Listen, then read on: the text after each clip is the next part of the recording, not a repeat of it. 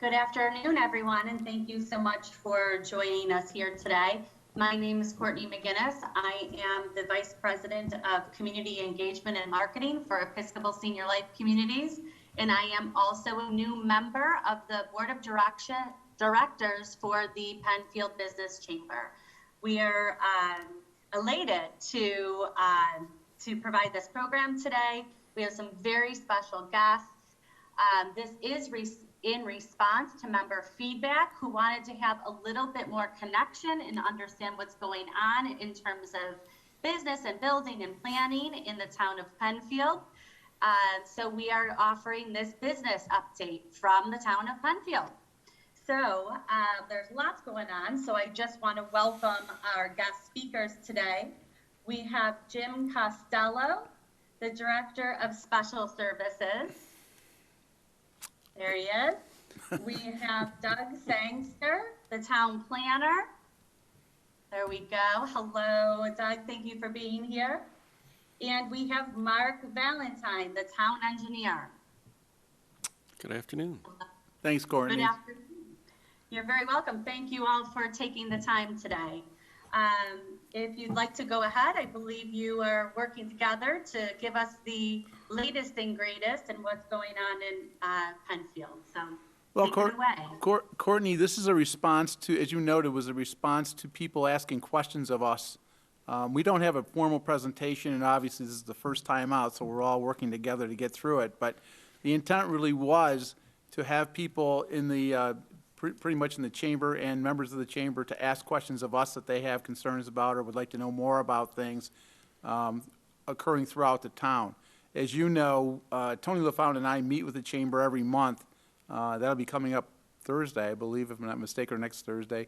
But we meet with them every month to give them an update of what's happening. So this is kind of like an addition to that meeting. But it's really to provide your people with the ability to ask us questions of what they want more information about in the town of Penfield. Great, great. So if you've got somebody out there that has something that they want to throw at us, we're more than welcome to address it. Okay, fantastic. Then I would like to open it up to folks that are on the call and remind you to take your computer off mute, as well as enable your camera if you have a question.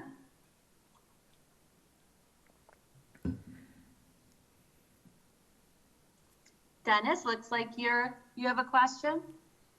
Probably have a lot of questions, but I'll it's good to see Jim Costello there. But I'm curious about if the town's going to do a follow-up with the construction work that has been done for Greenlight Fiber. My neighborhood was fibered, and I thought they did a pretty good job, but they do need to come back and take care of the lumps in the yard and that type of thing. So I'm not sure who's the lucky one to take that question, but. I can field it, Mark Valentine. So any Greenlight Fiber, we've got two different groups in town right now. We've got Greenlight and we've got Frontier going through different locations in town. So those are projects that are sponsored outside of the town. We've issued permits for them to work in a right-of-way, but they're not projects that are sponsored or are run by the town. But as part of granting a highway work permit, one, it allows them to put the fiber in, do the installations, but also would necessitate them to come back and do that restoration. So I'm assuming they're waiting for spring. You got to wait for the topsoil piles to dry out. Unfreeze is a little chilly today to come back and do the restoration. But those permits have been issued through our highway DPW, so the Public Works Department issues those highway work permits. So I can check, if you've got a particular location or spot, I can check with the DPW director and see, if he's got any updates on timing with that. But I'm sure they're going to look to work with both Frontier and, in your case, Greenlight to, make sure they go back and do lawn restoration and proper cleanup. I don't have anything specifically. Okay. I just wanted to confirm that. I do have one of their boxes in my yard that if they leave it at that height, my lawn service will quickly shredded. So, but I'm sure they've got those issues other places, so they'll take care of that too. Yeah, I'm sure they come back and topsoil up to the edge and, kind of blend it in and, put some grass seed down. But, yeah, it's something I'll take note and, make sure we say it's not a town project, but make sure that Greenlight comes back and does what's necessary to clean that out. Dennis, if you could send us an email of your address, we'll just kind of keep that in our folder to make sure that we get them back there for you. Perfect, perfect, perfect. So I have another question. I don't want to rob everybody like that, but I was curious on where the town is as far as the community energy activity. And are we going to see, as Penfield residents, are we going to see any reduction in our utility rates by the end of the year? So one of the things we are currently going through with our EEAC, is our Energy and Environmental Advisory Committee, as we're looking at CCA. And I don't know if you're familiar with CCA is, but the town board passed legislation last year that allows us to go ahead with that product. But basically, CCAs is an opportunity that you can leverage the number of people in the town to buy power at hopefully a cheaper rate, but also the pushes for a greener power as well. So right now the Energy Advisory Committee has been looking at that for several meetings. We should be wrapping that up shortly with that group and then passing it to the town board. And then the town board would look as whether we've basically got two respondents to our RFP to be our administrator. So then we would hire them to be our administrator. They would go out to the grid, see what the power rates are running currently, and then hopefully be able to buy power at a lesser rate. So that's kind of where that is in process right now. If you already have an ESCO, it wouldn't take you out of your ESCO, but if you're straight through RG&E, it's an opt-out program. So basically you'd automatically be put into the program. You have the opportunity to opt out if you don't like what the rate is or anything else, but I know the board and the committee is looking to make sure that it's both green and a savings. And right now currently that's just on the electric side; it's not on the gas side. Thank you. Okay. We've had a few more people join, so I just want them to know that we are taking questions. And if you have a question, please do unmute and enable your camera, please. Jerry, did you have a question? I just wanted to chime in to fill in time and let the new people get themselves up to speed.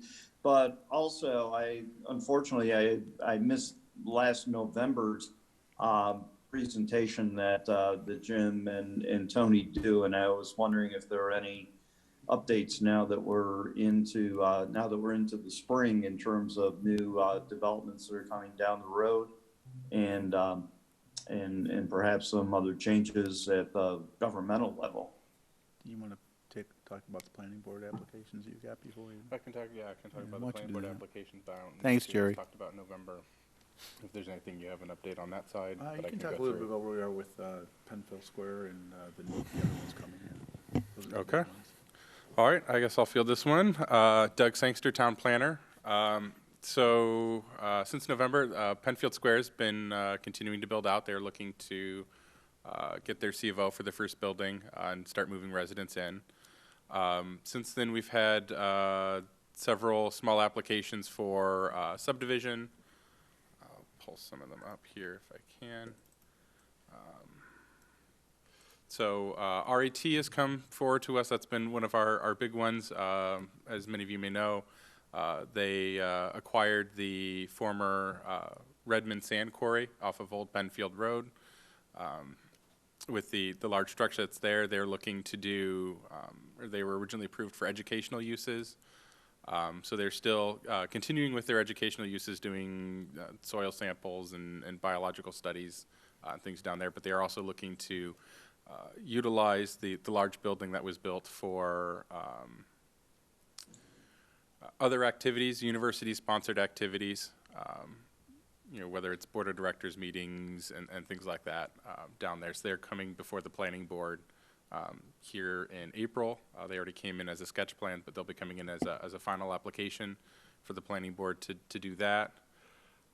We've had several small subdivisions, one on Baird Road. They're subbed out 5 lots. They'll be building one for the son, the owner's son here shortly. The former M&T Bank on Empire and Creek.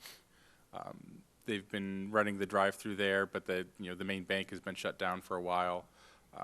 We received a redevelopment application, and that will be was just approved to be a Chipotle, but it'll be focusing on their new development model, which they call Chipotle Lane, focusing on app ordering and pickup. So it'll have a drive-through with a display board. The intention is that you order on your app or you order on the computer at home.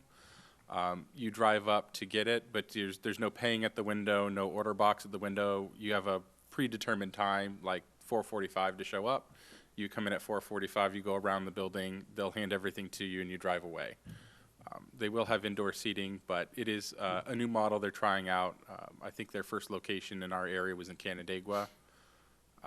But it is more focused, at least right now during the pandemic, on ordering on an app and picking up in contactless pickup. The school district is moving ahead with their bus garage project. So they are looking right now to come into the town for their subdivision. They already got their seeker approval through the state education department. So they'll be coming in on the corner of Plank and Jackson Roads on the north side of town to do their bus garage and bus facility. We are moving ahead. We have 2 new mixed-use applications to build out in the mixed-use district. First one we just had a sketch plan for last month in March. They're looking to do an apartment and it'll be apartments, townhomes, and retail, both street-level retail as well as a multi-story standalone building along the east side across from Penfield Square, utilizing the signalized intersection. So that is a sketch plan. The board is still reviewing, and they'll have comments for them. But we look to issue a sketch letter hopefully by the end of the month to them and see where the board would like to move along with them.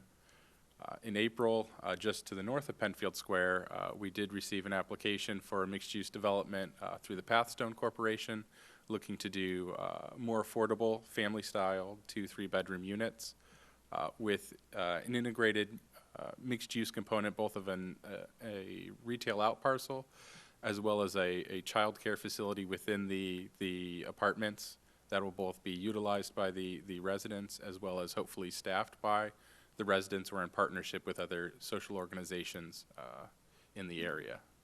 That's in the former Grossman's. That's in the former Grossman's. Yep, it'll be the former Grossman's nursery property. Also looking, it was formerly Tom Wall's, 2070 Empire Boulevard. That'll be redeveloping as a healthcare facility. It's been vacant for a number of years now. It was the Tom Walls, and it was, I believe, Perkins before that.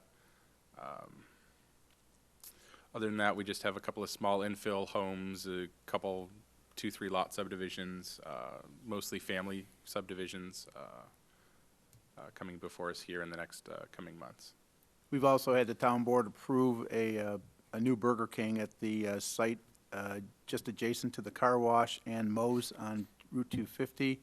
In addition to that, they've also approved an office building to the rear of that property, which had actually been previously approved for another applicant, but was never built. So that project is in the process of going through its final review process with staff, and I suspect they'll start work fairly soon to develop that restaurant. I think they're going to hold off on the office building for a short period of time until they get the tenant they want, but they're really focusing on the Burger King at this point in time. And then the other big application that we're reviewing, the town board did approve a 60-unit apartment building just adjacent to K2 Brewery on Empire Boulevard. It's actually behind the brewery. We're in the process of starting the final sign-offs for that project, and I expect that they will start development sometime in the spring after the weather breaks for them. Those are the big projects going on right now. Jerry? I believe public hearing that occurred November or December of last year, may have been October, for some code changes. Did that, I never caught back up with you, Jim. Did Yeah, that I'm ever sorry. get- I actually did talk to Betsy, your associate, about it, and I've also talked to an applicant who was interested in building a daycare who was looking to see if those changes had gone through. The town board did adopt the amendments to the ordinance. They were numerous, as you know. Much of them were typographical errors, but there was some meaty substance to a couple of them, and I know the one that you're interested in was one of those. So they've all been adopted, and they are all in place now for town use. Okay, appreciate it. Yeah. Thank you. Let everyone else get in. Thank you all. Good to see you, Jerry. I do actually have a question. Episcopal Senior Life Communities, of course, is a part of Penfield Square, and we look forward to opening in May the assisted living and memory care.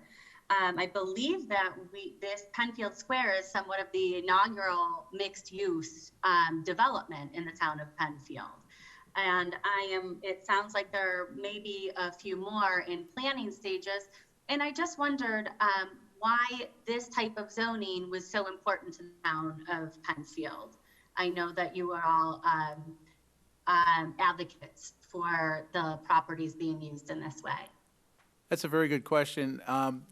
It occurred primarily because we were looking at national data that was identifying suburban development, as we've known it for the last 40 or 50 years, as really not being sustainable the way it's been going on.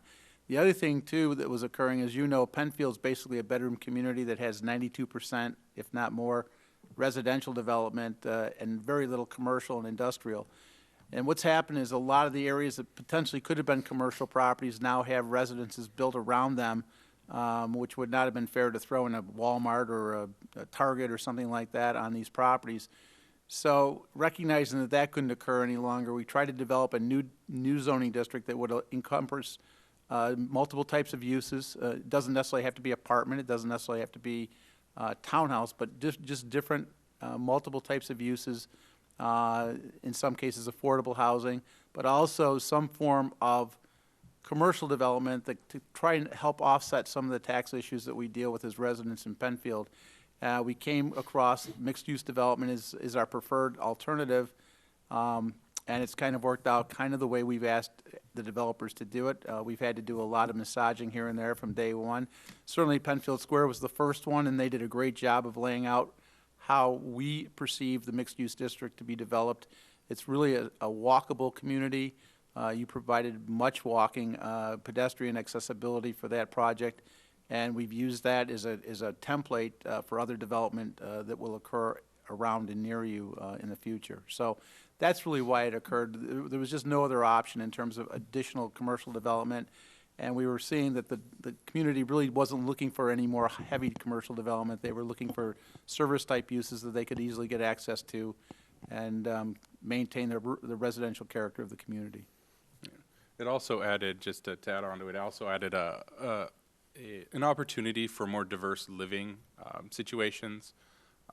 Monroe County in Western New York continues to be an aging, area geography.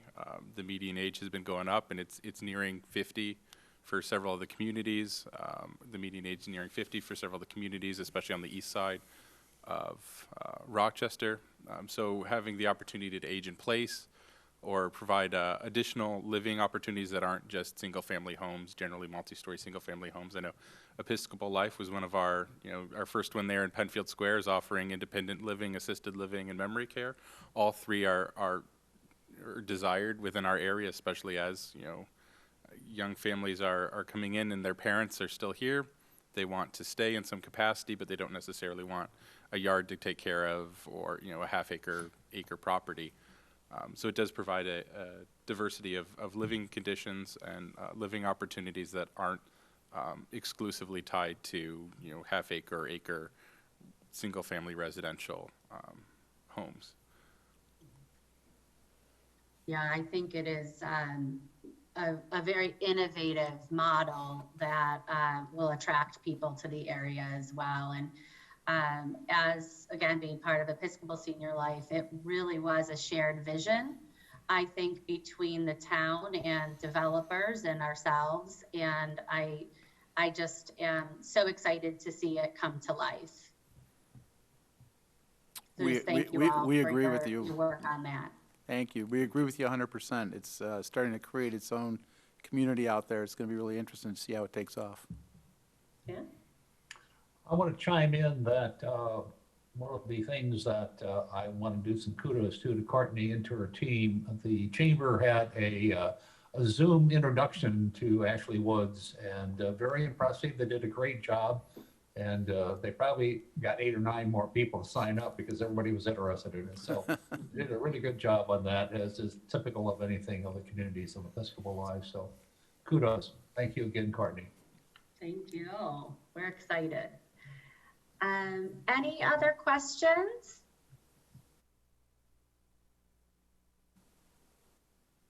We've got a couple other members on. While they're thinking of a question, I might just share one of the projects that had kind of come up before and we didn't highlight is the corner of Jackson and Plank.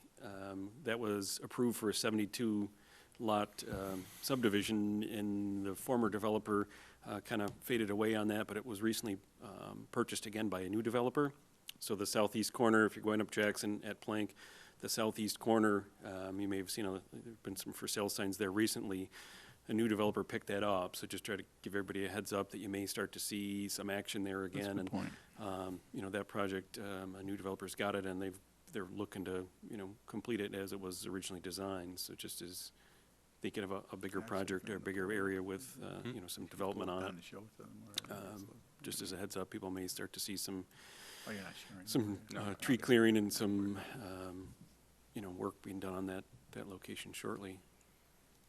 Great. And I see, Vicki, you have unmuted. Do you have a question for the group? Yeah, actually, I live off of Jackson on Angian between Stake and Plank. And so I thought it was very interesting to learn about the bus garage and then to find out that piece of property did finally get purchased. Can you tell me a little bit more about how many houses are expected to be put in there and what kind of traffic patterns that we should be expecting with the bus garage being there? You can pull that one up. Yep. So I can pull up those plans. Two different things. I mean, one, it was the Forest Ridge development. Now it's called Rocco Pines. So there is one curb cut on Plank Road for that piece, as well as one on Jackson. So there is you can kind of split both ways. As far as, and then Doug's pulling that up on the screen. So it's north is to the right on the screen. So that's Plank Road that's running north-south versus east-west.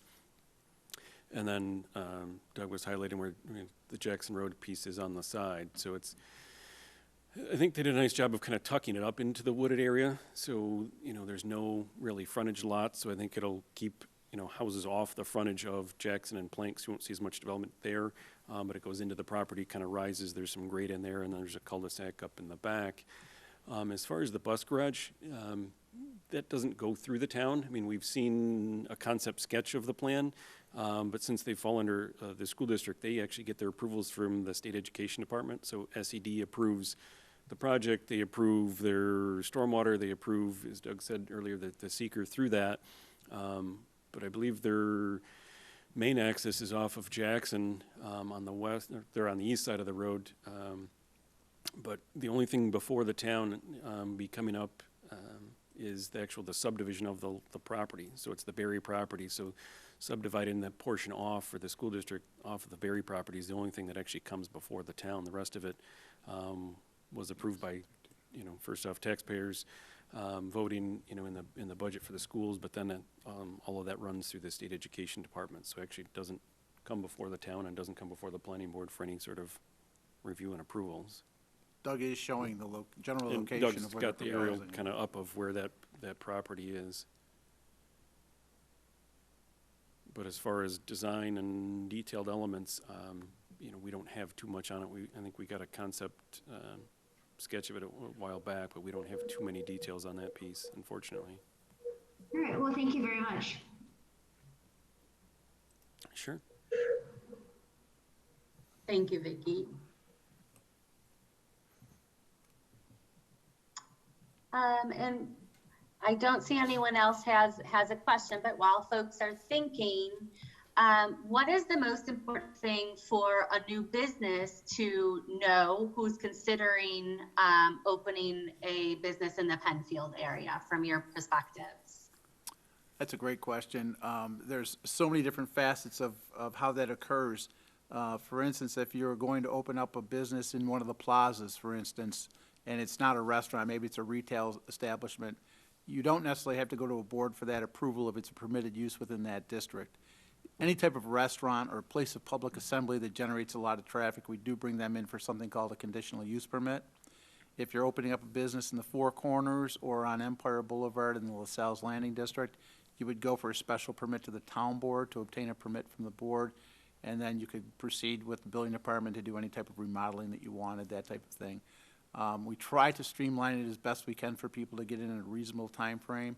One of the big problems is under the state of New York laws that if you have a public hearing, which we generally have for things like restaurants, you have to go to a public hearing and you have to be advertised in the local newspapers before going. And the local newspapers don't always coincide with our meeting dates in terms of how they advertise. So what normally could be a week or a 2-week issue becomes like a 3 or a 4-week issue before we can get people into the various boards. If you're going to build a new building, and a good example of that was the new Starbucks that's being built over at Route 250 on Parkside Commons Plaza, you would go to the planning board and obtain a conditional use permit at the same time you're going to get your site plan approval for the new building. We tried to streamline that process a few years back so that you didn't have to go into the zoning board and the planning board. You could just go to the planning board for that purpose, and that's worked out pretty well. So we do try to make it as easy as possible, although we have a lot of outside forces pushing against us to do that at times. But we've been really lucky over the years. We get some great businesses in Penfield. Sometimes they leave. We were beaten up pretty badly with COVID. We lost some really great restaurants and a few smaller shops, which really hurt us a little bit. But we're starting to see people that are really interested in taking over those old restaurants and opening them up with a newer type of menus, that type of thing. One of the interesting things that's occurring right now is we're excited about is the Daisy Flour Mill that's been closed for several years as a restaurant. We have an applicant coming in to reopen it as a restaurant bar and wine bar, but they're also going to incorporate doggy daycare and inside doggy daycare as well. We're going to have a public hearing on that on April 7th. That should be an interesting application, but there are still people out there that want to run a restaurant, and thank God for that. So it should be interesting to see what comes out of that particular application. But it's not that hard. It's just a function of going through the process, and we try to make the process as easy as we can for them. Lots of times the state building code gets in the way with handicapped accessibility issues that aren't currently on the site, and they have to install those. But generally speaking, we turn away very few businesses that are not appropriate for the zones that they're asking to be located in. We have a really good success ratio of getting those businesses in place if they're the proper zone business. Thank you.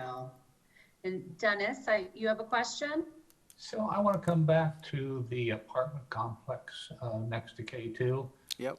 Specifically, Jim, I know back in November when you did that, you talked about them sharing parking, the apartment complex sharing parking with K2. And since Saturday evening, when I was driving down Empire, right by the area, people were walking down the side street because they were trying to park someplace. I don't know where they parked at, but they were walking there. Has that been resolved? Well, it's an interesting application, really, because it's going to solve some other problems. We were supportive of this approval because, number one, the owner of the property, Dr. Howitt, has incorporated additional parking on his site for the K2 brewery. He's worked on an arrangement with them where when construction starts for the parking area that he's proposing for his apartment, he's dedicated some area, which Doug is showing you on the plan right now, for some additional parking area adjacent to K2, which they would construct at their cost, but he's allowing them to do that, and they can operate at that location with his permission on an ongoing basis. The other thing that's even more important that he's doing is he is going to extend a middle turn lane down Empire Boulevard. You know there's one already there that was constructed when the apartment buildings were built just up the hill a little bit, the Water's Edge Apartments. That turning lane will be extended down past Wilbur Tract Road to allow for a middle turn onto Wilbur Tract. Right now, if you're coming down Empire Boulevard to turn in there, there are people coming down that hill right behind you. And I'm terrified for the fact that if anybody wasn't paying attention, they would slam into somebody trying to make a left-hand turn. Thank God that hasn't happened to my knowledge, but I'm always fearful that it might. So he will be constructing about 700 feet of road improvement on Empire Boulevard to make that a safer turn, both in and out of Wilbur Tract Road. So it's going to help K2. It's going to help K2's patrons because it'll be safer now in getting in and out, but they'll also have additional parking to get into the building. Excellent. Excellent. Thank you. Yep. Yes. Looks well planned. In the planning, we see that there is a lot of fantastic ideas out there, some innovative businesses, as well as opportunities for residency. What would you say to someone who said that this is a lot of development planned and maybe in not a lengthy amount of time? If you ever hear anything like that, what would your response be? Well, it depends on your reference point. I was here in the 70s and 80s when development was exploding, and we had 2 and 3 planning board meetings a month to accommodate the new applications that were coming in. Our zoning board applications, we would have 2 meetings a month. If we get 5 or 6 items on the agenda now, that's a lot for them, but we generally, I think it's about 2% or 3% We're per about year. 3% right now. Which is our growth rate, which is average for the county.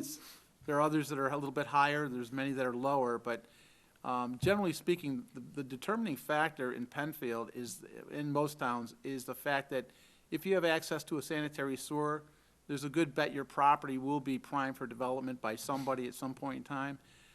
A lot of Penfield, particularly East Penfield, does not have access to sanitary sewers, and you're seeing the zoning out there is higher because you can't build residences on half-acre lots when you don't have sanitary sewers. Septic just doesn't work on small lots like that. So half the town really is not developed. I mean, at some point in time, as accessibility to sewers occurs, I'm sure it will start to see some type of development, but in the immediate future, we don't have any plans to run sewers out to East Penfield. The other towns around us, like Webster and Parrington, have no intent of doing it either. Walworth has very few sanitary sewers, so they're kind of on an island to themselves as to what can be developed out there. We're starting to see a lot of redevelopment of old buildings. As Doug just mentioned earlier, the old Tom Walls, that was taken down. You'll see that site redeveloped. We see a lot of redevelopment. Even our new housing in the western part of town, there aren't that many new housing projects going on at any given time now. It's more infill than. Yeah, a lot of it's infill where they weren't developed in the past, and now people are looking to do that because they do have access to sewers. But generally speaking, we probably only have about 4 or 5 small housing subdivisions that are going on, with the exception of the 72 lots on Plank and Jackson. That's the biggest one we've had in a while. And yeah, the rest of them are all 20 lots or something less. Newfeld's doing the infill. That's the Jackson Road, if anybody near Jackson and Whalen.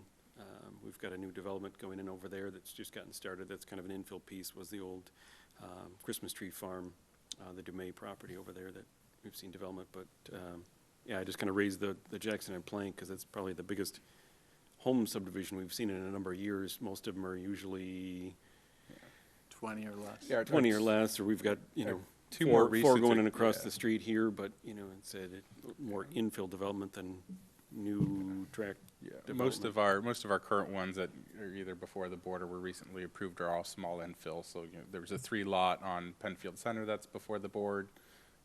That's coming in. It's going to be grandfather is subdividing his property for his granddaughters. There's a 5 lot on Baird Road that is going to be at least 2 lots for his kids, 3 lots for either general public or family. 5 lots across the street from Town Hall. Those are they'll be estate-sized lots, about 1 acre.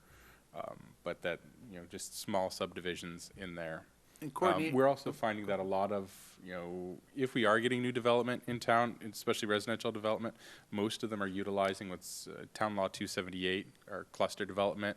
So essentially they'll be, especially the ones on sewers, they'll be on smaller lots than generally allowed by zoning, but it does leave greater areas that'll be remaining either as, wooded areas, conservation areas, things like that. So the 72 lot on Jackson and Plank was a 278. So some of those lots are longer and narrower than would have been allowed generally by code. And in doing so, it does protect right along the roadway there. They did say, their intent was you wouldn't see the houses from the road as you're driving by. You would just see, sort of the exit point as well as, trees around it, sort of to preserve more of the, natural aesthetic of Penfield. Yeah, and Courtney, as you know, being in the business you're in right now, and I'm sure Dennis knows it, the housing market is just out of control in Penfield. If you have a house up for 48 hours, it's amazing.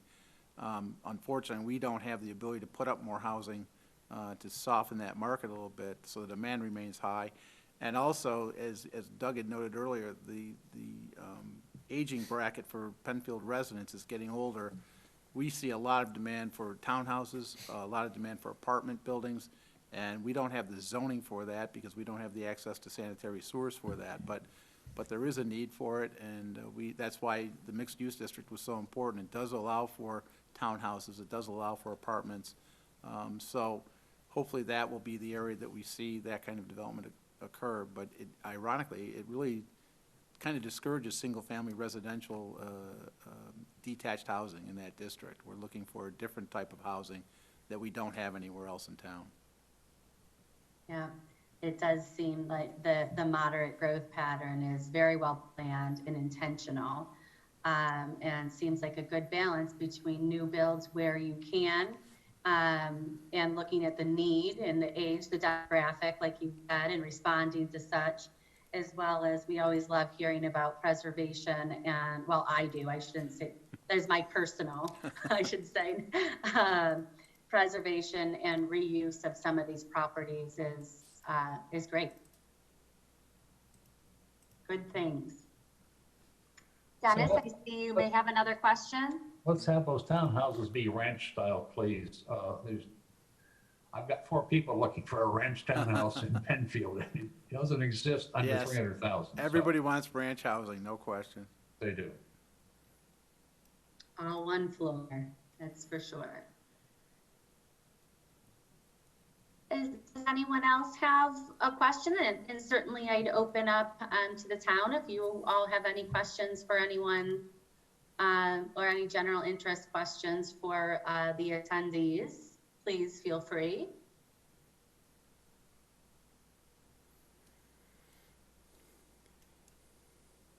Not seeing anyone.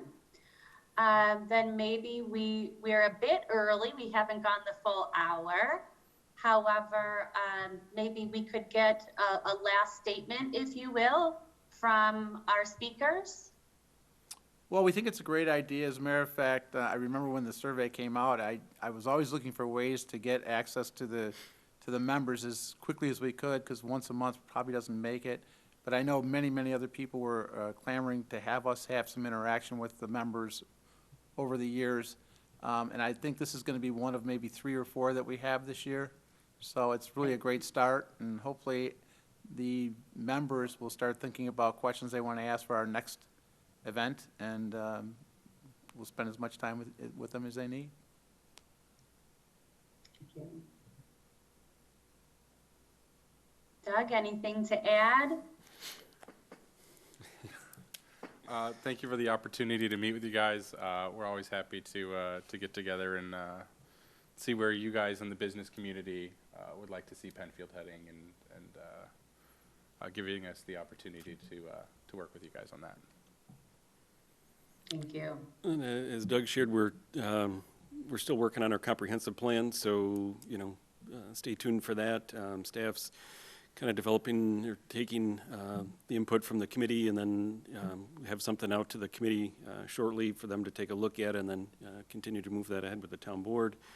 We're out cleaning streams already and actively. It just was, you remember from Angian Drive, we've got some equipment out there, doing stream cleaning and trying to get ahead of spring rains and everything else to keep things open and draining. And hopefully spring is here sooner than later. Today's a little cold, but we're hopeful spring is coming and the snow is done, and I think we'll have an active year of development and lot going on, and hopefully with COVID ending, we'll see lots of new businesses coming in and everybody thriving this year.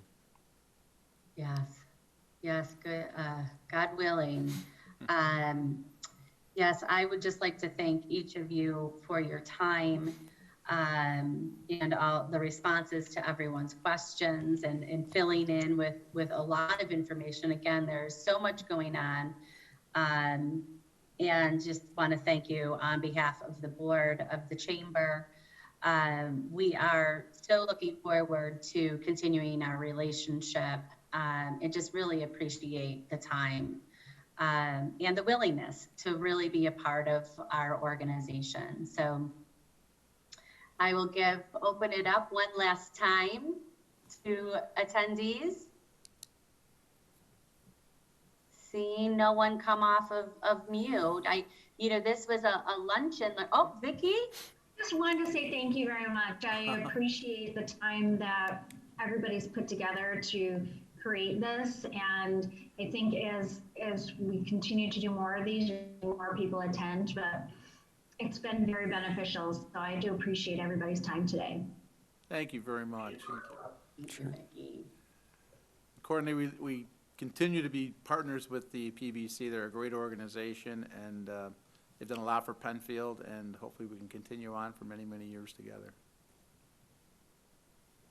Great, thank you. Okay, well, this was supposed to be spending your lunch, and I didn't see anyone eating. So hopefully we can all grab a bite and enjoy the sunshine that's out there, even though it's cold. And until next time, thank you all very much and be well. Thank you. Thank you.